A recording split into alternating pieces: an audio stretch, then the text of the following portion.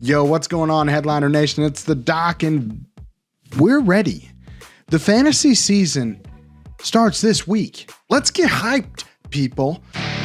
This week's video is all about FOMO, avoiding that fear of missing out. And I've got two guys that I need you targeting in trades early in the season because I'm telling you, these dudes are poised to break out and they've already been drafted. So you need to make sure that they're on your team before the season starts. And I also got two guys that I'm keeping a very, very close eye on when it comes to the waiver wires early in your fantasy seasons because they could be guys that could be hot topic names after one or two breakout performances early in the season. And I'm going to keep you guys a step ahead here at the Headliner Nation. But let's get into it. Four dudes that I'm targeting early and often in my fantasy season. Let's go. All right, the first guy we're going to be talking about in this video is Isaiah Pacheco. Now, he's going as the RB25, currently in the 7th rounds. If you haven't had your draft yet, make sure you're targeting Pacheco. But if you have had your draft, here's why you need to be going after him in the trade market. Now, last year, he had 170 rushes for 830 yards, 5 touchdowns, 14 targets, ended up with 13 catches for 130 yards and no touchdowns. So the production was not that impressive if you're just looking at the total season stats, but remember, 7th round rookie for the Chiefs. This is not a guy that was expected to start the season as the RB1 for his team. Most of that production came in weeks 10 to 17 last season, so only half a year. That's a ton of rushing yards in only half of a season. He was the RB21 in points per game in that stretch and 6th in the league in rushing yards in that stretch from weeks 10 to 17 last year. He also averaged 13 touches per game in the postseason to his normal number one competition, Jerick McKinnon's 7 touches. He had 5 catches for 59 yards in the conference championship game, and he has weekly boom potential as your RB3. He has 4.37 speed, lots of things to love about that speed. Even though his longest run of the year was only 39 yards, he's got the speed to break it away each and every week. Isaiah Pacheco, one of the most explosive running backs in the league. We just haven't had a chance to see him actually put that into practice with a long field. Now, the things I don't really love about Isaiah Pacheco is the fact that he is competing with CEH and Jerick McKinnon for those pass catching duties. I don't know if he will get a huge bump in his volume from a pass catching perspective. We know that catching passes is more valuable in fantasy football than rushing the ball, but the O-line is also a little unproven. The thing that we loved about last year's Chiefs team is that they had solid players at each and every position, but this year's tackles are both new to the scheme. So 2 brand new tackles, will they be able to run the ball as effectively as they did at the end of last year? The other question I have with Kansas City is they were 20th in rushing yards per game last year in the whole league, 24th in rush attempts. What if they just don't rush the ball enough? So there are some concerns with Isaiah Pacheco, but again, that boom potential on an offense that's going to score a ton of points is just too good to pass up. Don't miss out because there are going to be weeks and possibly early in the season where Isaiah Pacheco is not just a great running back, but he's one of the best running backs in the league for fantasy football, and his price is still negated a little bit from that lack of season-long production last year when, again, he wasn't the starter all year. So go get you some Isaiah Pacheco early before he breaks out. All right, the next guy that you need to be targeting early and often is Jahan Dotson, currently going as the wide receiver 33 in the 7th round. Last year, he had 61 targets, ended up with 35 catches for 523 yards and 7 touchdowns. Now, the thing that I love about Jahan Dotson is that while he is on the Commanders, if you look at his end of the season last year from weeks 13 to 18 last year,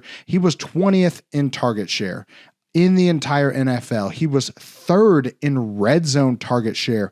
50% of the time when a Commanders quarterback threw a ball in the red zone, it was to Jahan Dotson. That was an absolutely insane production standpoint statistic that I found on Jahan Dotson. This guy is getting targeted a ton when they get to the red zone. And if you look at his yards per route run last year in that stretch, 13th in the league in yards per route run.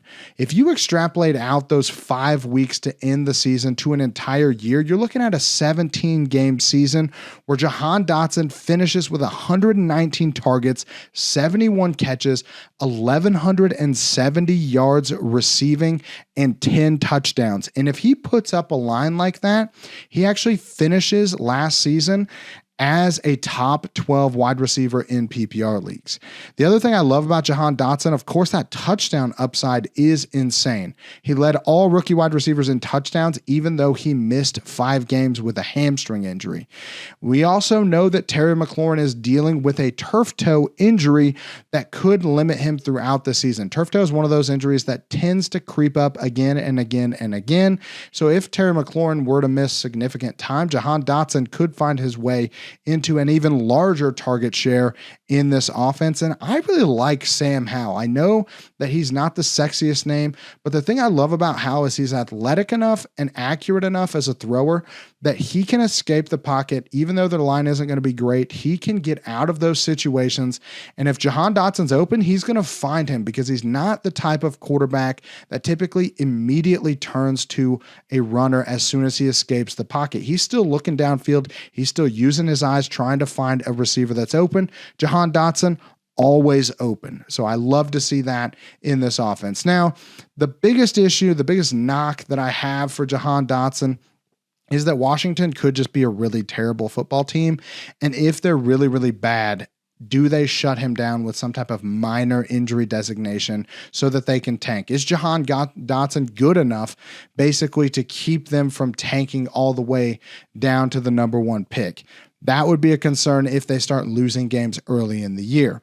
The other thing I have is just his injury concerns. He had a hamstring strain last year, had a few injuries in college. Is this something that he can't shake in his career? And is it something that's going to derail this season? We also have to be concerned about Terry McLaurin coming back and actually being healthy all year. Will Jahan Dotson get the opportunities that I think he could be getting early in the season that could propel him to his team's wide receiver 1 status? I'm not going to lie to you. I think Jahan Dotson is a better wide receiver right now than Terry McLaurin. You can shoot me in the comments. Let me know if you disagree, but I'm telling you from what I've seen on tape, what I've seen watching these two guys play football, Jahan Dotson is the guy that I want from this offense, and he's significantly cheaper than Terry McLaurin. If I had Terry McLaurin, I'm not going to lie, I'm probably looking for a way to trade him straight up for Jahan Dotson. That's how confident I am that Jahan Dotson is going to break out this season. All right, before we get into the next player on our list, I got to tell you about our friends over at Manscaped. Jake was nice enough to not hoard all the Manscaped swag for this year, and he sent me a perfect package. And I'm going to tell you what you can get in this perfect package. First off, great bag, really nice material. I love the little Manscaped logo. It just looks really good. But when you get the perfect package over at Manscaped, you're going to get yourself some crop preserver. This stuff is something you didn't even know you needed to be using every day. It helps with chafing. It's just really a nice product to have on hand. Now, the other thing that it comes with is going to be the crop reviver. This crop reviver, couple spritzes, let it air dry. It feels so good, guys. Just trust me on this. You want to be getting some crop reviver. It will change your life. The other thing that comes in the total package, you gotta have something for your nose and ear hair, and we have it in the Weed Whacker 2.0. This thing will clean everything up for you. It's a nice ergonomic handle. It's just a great product, and it's rechargeable, so you don't have to be constantly switching out batteries. And if I know anything about ear and nose hair trimmers, it's that they always go bad. So this thing is going to last so much longer than the ones that I've had before. And finally, the star of the show, not the fantasy headliners. We know that I'm the star of that show, but the star of Manscaped has got to be the Lawnmower 4.0. This is just a beautifully designed piece of equipment. It's curved for your pleasure. Skin safe technology, no nicks or cuts. Very important when we're dealing with delicate areas. The other thing I like is that it does have a little light on there, so you can, and that thing is bright, let me tell you. You can see what you're doing when you're handling your business down there.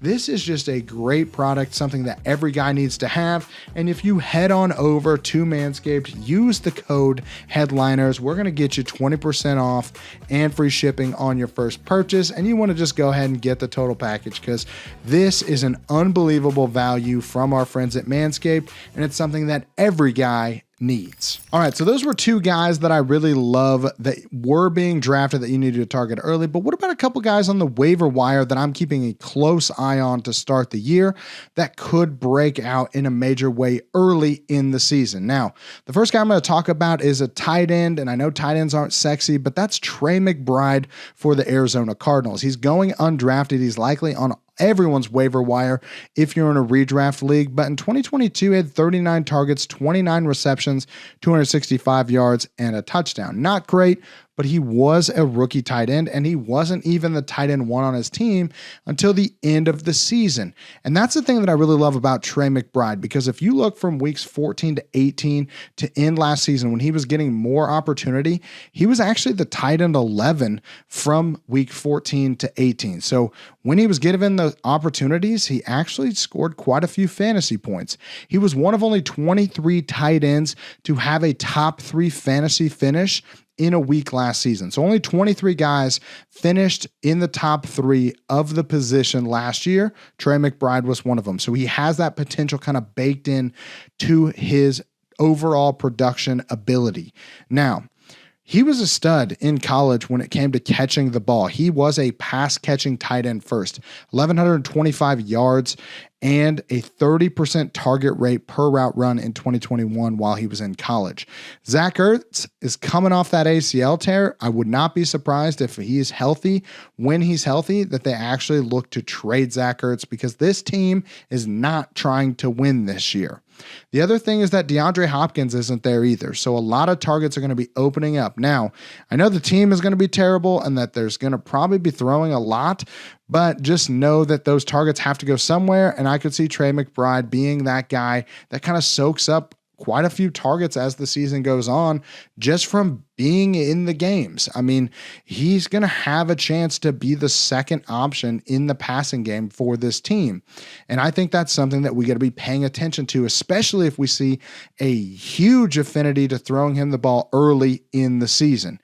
Now, some things I don't love about him: obviously, the team is actively tanking at this point. There's a pretty good chance that we don't see Kyler Murray at all for the Arizona Cardinals this year. I don't love that for Trey McBride. I would really love to see them playing together a little bit more, but this team is not trying to win. The other thing is that Zach Ertz is still going to be around for as long as they have him on the team, and it sounds like he's healthy enough to play even a little bit in week 1, so he's going to be taking some opportunities away from Trey McBride. The other thing is that even in college, Trey McBride was not a huge touchdown scorer. So he is limited in terms of his efficiency in the red zone. I would like to see him work on that early in the year. Maybe we'll see a bump up this year compared to last year when it came to the touchdown department. But Trey McBride, again, not a guy that you have to go get right this second. Give it a couple weeks, see what his opportunity looks like. And if he's getting 7, 8, 9 targets a game in those first 2 weeks, scoop him up and just throw him in for a streaming option week to week at your tight end position. We're just trying to keep you guys a little bit ahead with this pick. I'm not saying it's sexy. I'm just saying it's someone that I'm keeping a close eye on, because I don't want to miss out on a huge breakout season from Trey McBride just because I'm putting that stigma of the team's terrible and he's probably not going to be very good on him early, when there's a chance he could still be a target hog. All right, the last guy we're going to be talking about is another guy that's going undrafted right now, and that's wide receiver Tank Dell for the Houston Texans. Now, he is a rookie this year, which is why we're not seeing any buzz for him and why he has no production from last year. But let me tell you, he has dominated every single level that he's played at so far in his career. 45% dominator rating in JUCO, over 2,700 yards receiving, and 29 touchdowns over his last 2 years at Houston. The thing I love about Tank Dell is that this team doesn't have a wide receiver 1 on it right now. I know a lot of people like Nico Collins. He's an option, but Tank Dell has shown that he can be an absolute dog in any passing game so far in his career. The other thing I love about Tank Dell is this dude knows how to get open in small spaces. He is one of those guys that wins with exceptional route running and footwork, and he is disrespectfully quick when he's breaking in and out from the slot. Now, the reason he's a slot player is because he's not very big, and that's one of the biggest knocks that we've seen for Tank Dell. The team is not expected to be very good this year, and he is teeny tiny. Okay, 5'8", 165. That is going to limit his ability to break away against taller, faster corners, and he doesn't have a great 40 time out of 4.49.